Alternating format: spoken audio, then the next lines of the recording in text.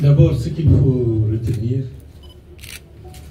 qui a eu l'initiative de vous permettre d'avoir une maison de la presse à Kankan?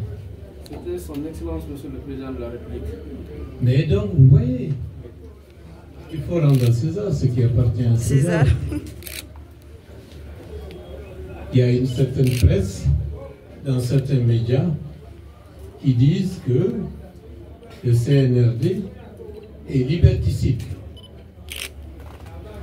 Donc, cette réalisation traduit effectivement le contraire. Parce que quelqu'un qui prend l'initiative de vous permettre d'avoir un lieu de rencontre, un lieu d'échange, un lieu de travail, c'est parce qu'il accorde de l'importance au travail que vous êtes en train de faire. Vous n'êtes pas des journalistes, pour la plupart d'entre vous, des médias publics. Vous êtes des médias privés, oui ou non? Oui. Donc cela traduit que la volonté du chef de l'État, c'est le développement de la presse libre, de la presse indépendante, quel que soit le statut public ou privé.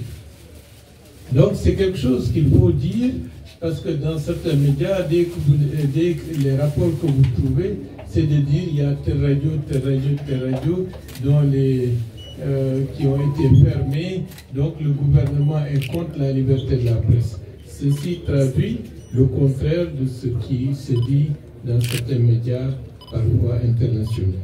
Donc ça, c'était le premier aspect des choses. Le deuxième aspect des choses, bon, le président vous a permis d'avoir le foyer des journalistes ici. Le ministre de l'Information vous a octroyé du matériel. Le Premier ministre, qu'est-ce qu'il va faire pour vous? Bien.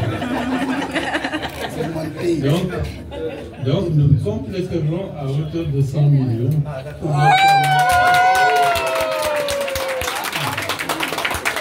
leur permettre d'envoyer. Bon, pour acheter le matériel, en fait c'est ça, pour acheter le matériel, pour acheter ce dont vous avez besoin, comme vous l'avez dit, pour être dans un environnement beaucoup plus, j'allais dire, confortable pour mieux travailler. Et on va demander au ministre des Télécommunications de vous connecter à l'Internet. Et d'ailleurs de vous donner...